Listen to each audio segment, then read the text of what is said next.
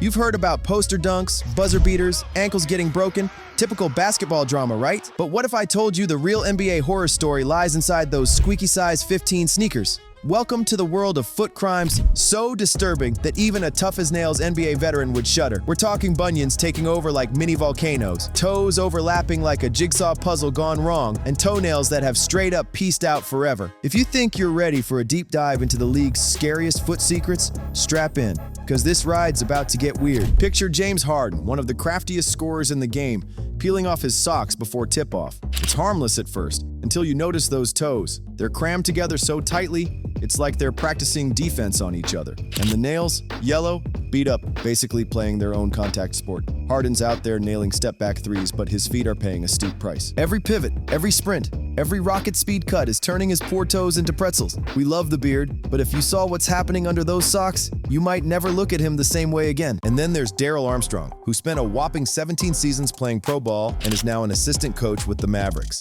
That man's big toe literally gave up and decided, I'm gonna live under the second toe from now on. It looks like it's ducking for cover, as if the second toe is about to deliver some knockout blow. Add a massive bunion the size of a golf ball, nails that look fossilized, and you've got a foot that's been through the wars. This is what thousands of hours of hardwood pounding does. Your foot basically rearranges itself without your permission. But if you really want to see how far the foot shaming can go, look at Reggie Jackson. This poor guy had his own teammate, Andre Drummond, film his feet and set it to the Jaws theme. Talk about savage locker room behavior. Imagine you're just minding your business, taking off your shoes, and suddenly your rotting toenails are trending on Instagram.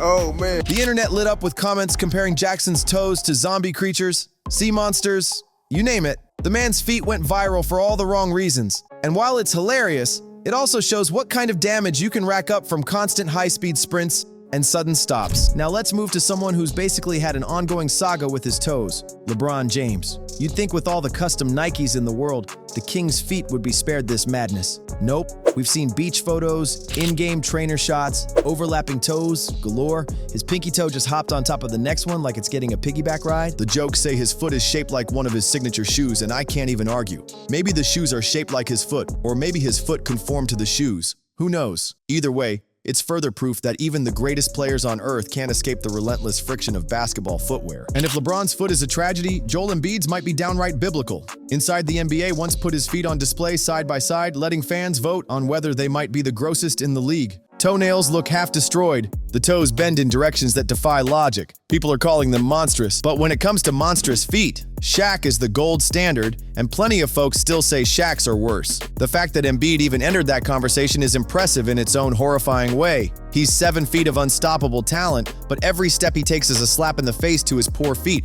which have endured foot injuries since before he even played an NBA game. Then there's this bizarre unsolved mystery from 2012, when Evan Turner posted a photo of some Philadelphia 76ers teammates' feet. The internet lost its mind trying to guess whose foot it was because it looked inhuman, like it had mutated into a scraggly cryptid with overlapping toes and missing nails. People pointed fingers at Spencer Hawes, Jason Richardson, Royal Ivy, or Drew Holiday, but no one ever owned up to it. It's been dubbed the gnarly foot pick, or the Sixers cryptid, and it remains a puzzle to this day. It's basically the Bigfoot of the NBA, except we have photographic evidence, and it might actually be more terrifying. Ready for another heavy hitter? Kevin Durant. He's listed around 6'11", with a size 18 shoe, which means there's a lot of real estate for foot problems. There's a reason KD's feet have gone viral. His toes twist and stretch like they're in the final stage of a yoga class no one asked for. People say his pinky toe is hiding under the rest like it's quarantined. It's a testament to how top-tier athleticism can reshape your body, literally. And guess what? KD doesn't care. The man's a walking bucket, and if he has to sacrifice his toes for scoring titles, apparently that's a price he's willing to pay. But if you think Durant's foot drama is in a league of its own, you might want to brace yourself, because Shaquille O'Neal is here to prove that bigger is definitely weirder. If you've ever seen him slip off those size 22 sneakers, you know you're about to witness a spectacle so shocking, it practically needs its own parental advisory sticker. Shaq's feet have become internet folklore. What's crazier is that Shaq himself loves showing them off. There was that unforgettable moment when he propped his foot on the TNT studio desk, and even the cameras seemed to recoil in horror. Can I get comfortable? Yeah. For the first shark in the food? Thank you, I appreciate it. Oh, no. Oh, no, no, no, no, no, oh my Oh, man, let's go. Hold on, you got to get the angle over here. No, you could be. No, we don't want dog. Shaq, you could be ugly, but you can't be ashy and ugly. Come on, at the same look time. at this, man. No, the other side. No, the other one. You got it painted. Start the man. music. Start the music. Teammates, hosts, even random fans on Twitter have described his toes as if they belong to a prehistoric creature that just awakened from a 1,000-year slumber. Yet, in true Shaq fashion, he embraces the madness, going as far as filming his own pedicure sessions to prove he's at least trying to tame the beast. But despite the jokes, the giant bunions, and toenails that appear to have been through a demolition derby, Shaq rarely misses a chance to laugh at himself. He's the first to admit his feet are the living definition of battle-tested, and after 2 decades banging in the paint, can you blame him? The man's hauled around 300+ pounds every night, landing on hardwood floors with enough force to crack lesser mortals' ankles. Yet, he still has the swagger to show up in flip-flops, wave those jumbo toes around, and say, "Yeah, my feet are scary, but have you seen my rings?" And honestly, that's the kind of Shaq attack confidence we can all respect. All these stories might make you wonder, do NBA players just give up on having normal feet? Turns out, a lot of them are fighting back with pedicures. Once upon a time, stepping into a nail salon would have been considered not manly enough for a pro athlete.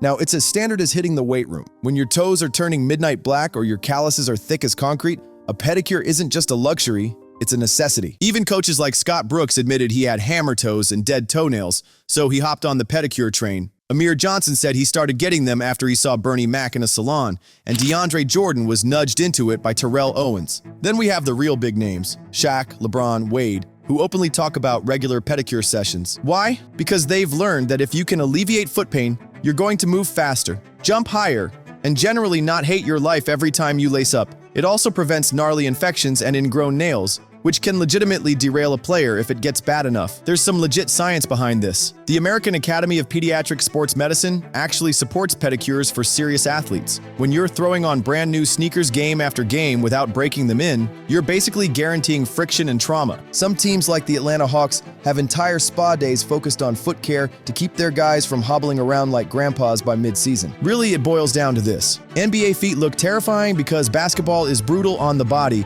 especially the lower extremities. Wearing super tight shoes, jumping, sprinting, stopping on a dime, multiply that by 82 games a season for over a decade, and you end up with toes that have given up on any sense of order.